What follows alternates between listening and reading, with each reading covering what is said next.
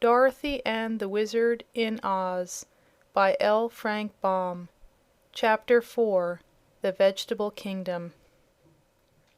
After the Wizard had wiped the dampness from his sword and taken it apart and put the pieces into their leathern case again, the man with the star ordered some of his people to carry the two halves of the Sorcerer to the public gardens. Jim pricked up his ears when he heard they were going to the gardens, and wanted to join the party, thinking he might find something proper to eat. So Zeb put down the top of the buggy and invited the Wizard to ride with them. The seat was amply wide enough for the little man and the two children, and when Jim started to leave the hall, the kitten jumped upon his back and sat there quite contentedly. So the procession moved through the streets, the bearers of the Sorcerer first, the Prince next, then Jim drawing the buggy with the strangers inside it, and last the crowd of vegetable people who had no hearts and could neither smile nor frown. The glass city had several fine streets, for a good many people lived there, but when the procession had passed through these it came upon a broad plain covered with gardens and watered by many pretty brooks that flowed through it. There were paths through these gardens, and over some of the brooks were ornamental glass bridges.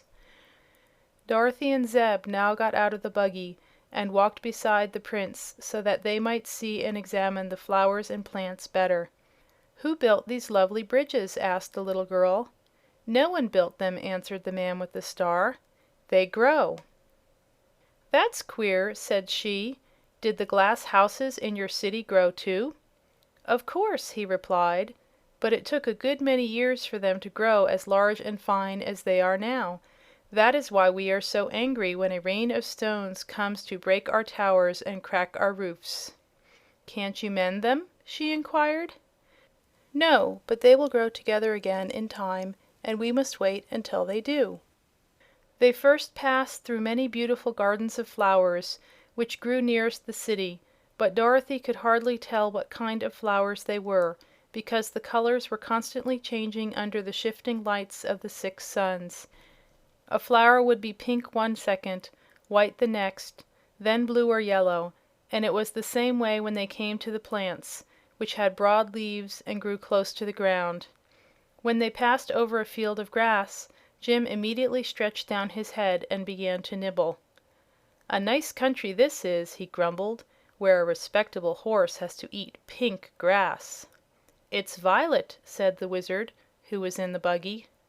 "Now it's blue," complained the horse. "As a matter of fact, I'm eating rainbow grass." "How does it taste?" asked the Wizard. "Not bad at all," said Jim. "If they give me plenty of it, I'll not complain about its color." By this time the party had reached a freshly plowed field, and the Prince said to Dorothy, "This is our planting ground." Several Mangaboos came forward with glass spades and dug a hole in the ground. Then they put the two halves of the Sorcerer into it and covered him up. After that other people brought water from a brook and sprinkled the earth. "He will sprout very soon," said the Prince, "and grow into a large bush, from which we shall in time be able to pick several very good sorcerers." "Do all your people grow on bushes?" asked the boy. "Certainly," was the reply. "Do not all people grow upon bushes where you came from, on the outside of the earth?" "Not that I ever heard of." "How strange! But if you will come with me to one of our folk gardens, I will show you the way we grow in the land of the Mangaboos." It appeared that these odd people, while they were able to walk through the air with ease, usually moved upon the ground in the ordinary way. There were no stairs in their houses, because they did not need them, but on a level surface they generally walked just as we do. The little party of strangers now followed the Prince across a few more of the glass bridges and along several paths until they came to a garden enclosed by a high hedge. Jim had refused to leave the field of grass, where he was engaged in busily eating, so the Wizard got out of the buggy and joined Zeb and Dorothy, and the kitten followed demurely at their heels. Inside the hedge they came upon row after row of large and handsome plants, with broad leaves gracefully curving until their points nearly reached the ground. In the center of each plant grew a daintily dressed mangaboo, for the clothing of all these creatures grew upon them and was attached to their bodies. The growing mangaboos were of all sizes, from the blossom that had just turned into a wee baby to the full-grown and almost ripe man or woman. On some of the bushes might be seen a bud, a blossom, a baby, a half-grown person, and a ripe one, but even those ready to pluck were motionless and silent, as if devoid of life. This sight explained to Dorothy why she had seen no children among the mangaboos, a thing she had until now been unable to account for. "Our people do not acquire their real life until they leave their bushes," said the Prince. "You will notice they are all attached to the plants by the soles of their feet, and when they are quite ripe they are easily separated from the stems and at once attain the powers of motion and speech. So while they grow they cannot be said to really live, and they must be picked before they can become good citizens." "How long do you live after you are picked?" asked Dorothy. "That depends upon the care we take of ourselves," he replied.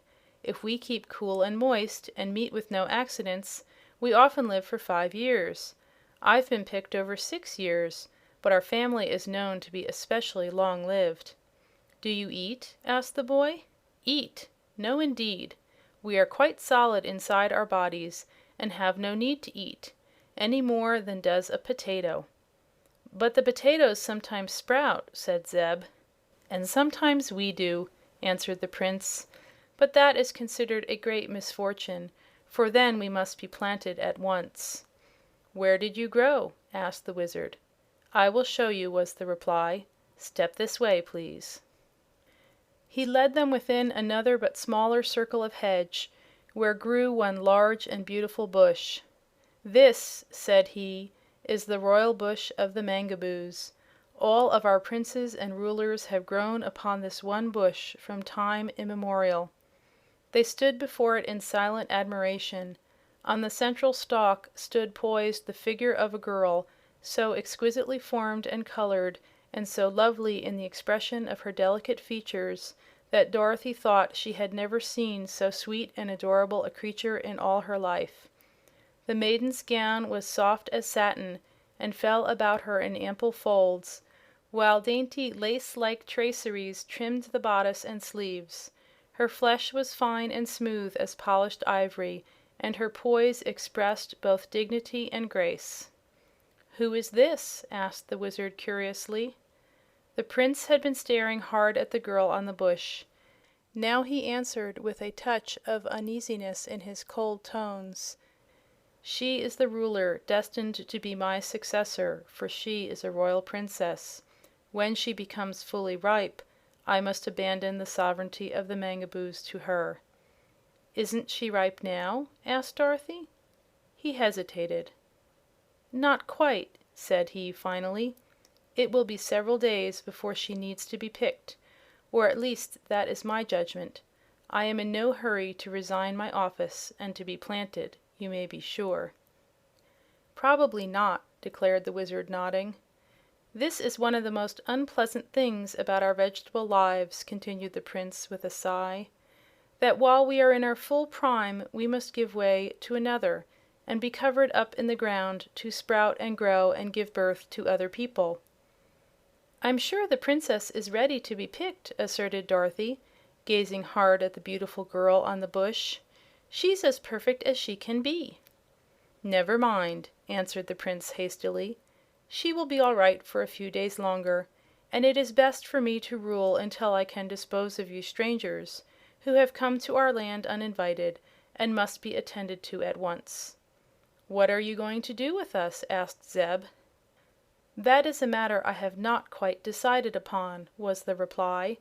"I think I shall keep this Wizard until a new sorcerer is ready to pick, for he seems quite skillful and may be of use to us. But the rest of you must be destroyed in some way, and you cannot be planted, because I do not wish horses and cats and meat people growing all over our country." "You needn't worry," said Dorothy. "We wouldn't grow underground, I'm sure." "But why destroy my friends?" asked the little Wizard. "Why not let them live?" "They do not belong here," returned the Prince. They have no right to be inside the earth at all." "We didn't ask to come down here. We fell," said Dorothy. "That is no excuse," declared the Prince, coldly. The children looked at each other in perplexity, and the Wizard sighed. Eureka rubbed her paw on her face and said in her soft, purring voice: "He won't need to destroy me, for if I don't get something to eat pretty soon I shall starve to death, and so save him the trouble."